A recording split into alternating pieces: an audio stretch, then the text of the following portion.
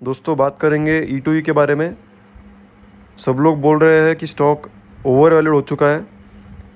आइए उस पर बात करते हैं और साथ ही 21% का जो L&T का डील होने वाला है स्टॉक के अंदर, कंपनी के अंदर, उस बारे में भी मैं आपको इन्फॉर्मेशन दूंगा।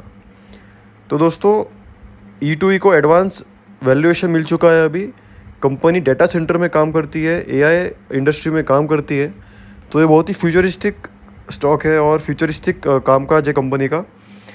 तो अगर हम इसके फ्यूचर प्रॉस्पेक्ट्स को देखेंगे तो फ्यूचर तो ब्राइट दिखता ही है, पर इसी तरह से ओलेट्रा ग्रीनटेक जो कि एक इलेक्ट्रिक बस बनाने वाली कंपनी है, उसे भी इन्वेस्टर्स ने, उसे भी मार्केट ने एडवांस वैल्यूएशन दे दिया था और स्टॉक बहुत भागा था।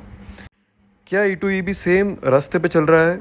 क्या E2E का भी सेम ओलेट्रा ग्रीनटेक जैसा होगा कि वैल्यूएशन एडवांस देके पहले भाग के वापस से बाद में नीचे आ गया और बाद में डिप्रिशिएट होता गया और धीरे धीरे नीचे नीचे ट्रेड करने लग गया? क्या E2E के साथ ऐसा हो सकता है? तो दोस्तों डिपेंड करता है इसके ग्रोथ रेट पे कि कंपनी किस स्पीड में ग्रो करती है और किस स्पीड में एक्सपांड करती है। उसके अंदर भी बहुत सारे पॉइंट्स रहते हैं, fund raising, growth expansion, capacity expansion, वो हम सब आगे डिस्कस करेंगे। पर पहले हम लोग डिस्कस करेंगे इसके 21% की जो डील हुई है, जो L&T बाय करने वाला है 21% स्टेक कंपनी में से। आइए जानते हैं। तो L&T 1407 करोड़ के अंदर 21% स्टेक 2 स्टेजेस के अंदर बाय करेगा।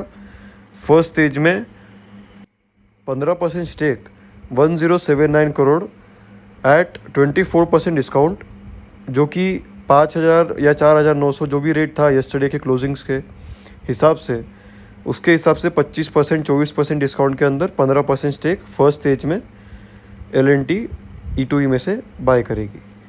सेकेंड स्टेज की अगर हम बात करें तो 6% स्टेक बाय करेंगी तरुण दुआ से, जो कि कंपनी के अंदर प्रमोटर है, और मिस्टर तरुण दुआ से 6% स्टेक 328 करोड़ में L&T बाय करेगी।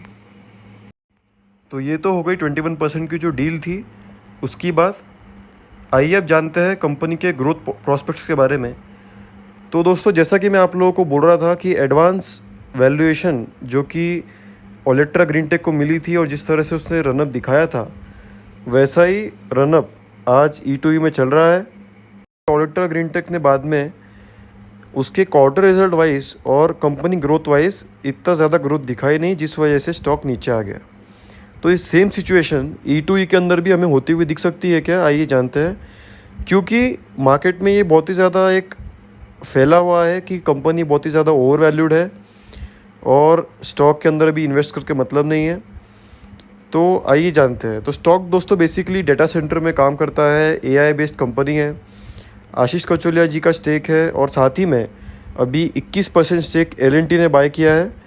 तो ये हमें कॉन्फिडेंस देता है कि स्टॉक फ्यूचरिस्टिक है और अच्छा है। और ओवर वैल्यूड होने के बाद भी बहुत सारी कंपनीज ओवर वैल्यूड होती है, उसका मतलब ये नहीं है कि इसके अंदर हम इन्वेस्ट नहीं कर सकते। इसके अंदर जस्ट हमें ग्रोथ प्रॉस्पेक्ट्स देखता रहता है कि कंपनी किस पेस पे ग्रो करती है। तो E2E का अगर हम ग्रोथ रेट देखेंगे तो सितंबर में 22 करोड़ का रेवेन्यू था, जून में 41 करोड़ का रेवेन्यू और सितंबर में 48 करोड़ का रेवेन्यू था।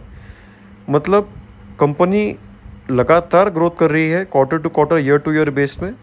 और अगर हम पैट भी देखेंगे तो नेट प्रॉफिट भी 6 करोड़, 10 करोड़ और 12 करोड़ आया है। मतलब आप जिस तरह से स्क्रीन पे देख पा रहे हैं, लगातार ग्रो कर रहा है। तो ये सब हमें फैक्टर्स देखने पड़ते हैं कोई भी कंपनी अगर इतना अच्छा रनअप दिखाती है तो, कि कंपनी लगातार ग्रो कर रही है क्या, लगातार एक्सपांड कर रही है क्या वो उसके वैल्यूएशन को केटर कर पाएगी, क्या इस वैल्यूएशन को ये स्टेबल रख पाएगी।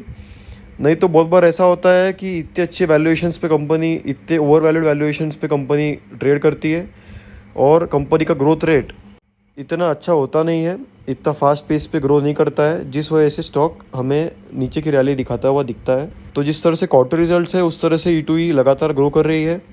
आगे हम इसके फ्यूचर प्रॉस्पेक्ट्स और जो फ्यूचर एक्सपांशन प्लान्स है वो भी हम जानेंगे। उसके पहले हम ईयर टू ईयर भी ग्रोथ इसका देखते हैं।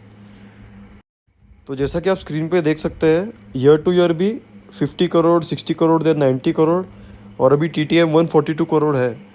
उस तरह से स्टॉक का रेवेन्यू लगातार बढ़ता जा रहा है। मतलब कंपनी लगातार एक्सपांड कर रही है, ग्रोथ कर रही है। कंपनी का स्टॉक भी 281 का है, जो कि ओवर वैल्यूड माना जाता है।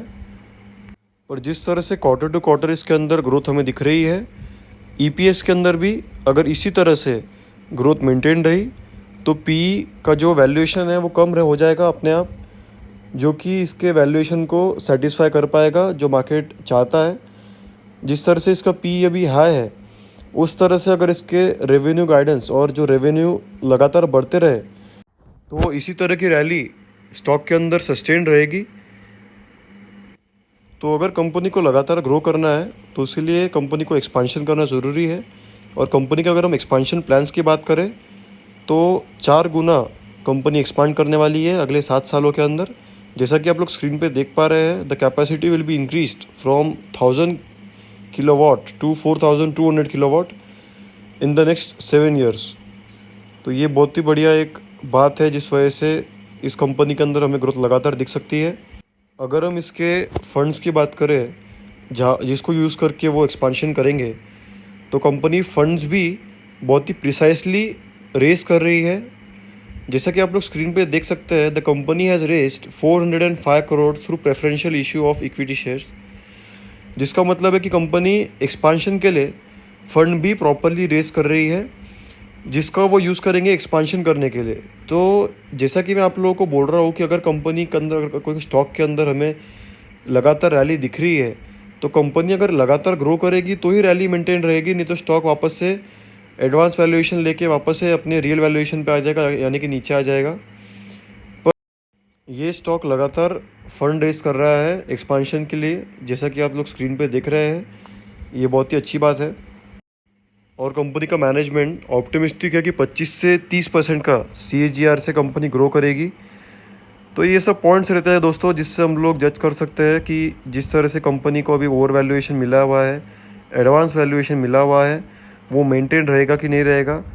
अगर कंपनी इसी पेस पे ग्रो करती है, इसी तरह से क्वार्टर रिजल्ट्स अच्छे आते हैं, लगातार ग्रो होती रहती है, एक्सपांशन करती रहती है, फंड रेस करती रहती है, तो हमें इसकी रैली मेंटेन रहती हुई दिख सकती है। स्टॉक का पी ज़्यादा होने से कोई घबराने वाली बात रहती नहीं है दोस्तों। अगर कंपनी का फ्यूचर आउटलुक ब्राइट है तो स्टॉक हमें ओवर वैल्यूएशन के ऊपर भी अट्रैक्टिव दिख सकता है। अगर कंपनी अच्छे पेस पे ग्रोथ करती है, एक्सपांशन करती है, तो जिस तरह से 1 साल में कंपनी ने रैली दिखाई है, वैसी ही रैली आगे भी हमें मेंटेन होती हुई दिख सकती है। अगर आपको 2 स्टॉक्स के बारे में जानना है जो कि फ्यूचर के अंदर मल्टीबैगर बनने का पोटेंशियल रखते हैं, तो मुझे 9923640000 इस नंबर पर आप मैसेज कर सकते हैं। ये सिर्फ एजुकेशनल पर्पज़ के लिए है, ये कोई बाइंग सेलिंग रिकमेंडेशन नहीं दूंगा मैं। और अगर आपको ये वीडियो अच्छा लगा हो, मेरा एनालिसिस अच्छा लगा हो, तो प्लीज़ सब्सक्राइब कीजिए। Thank you.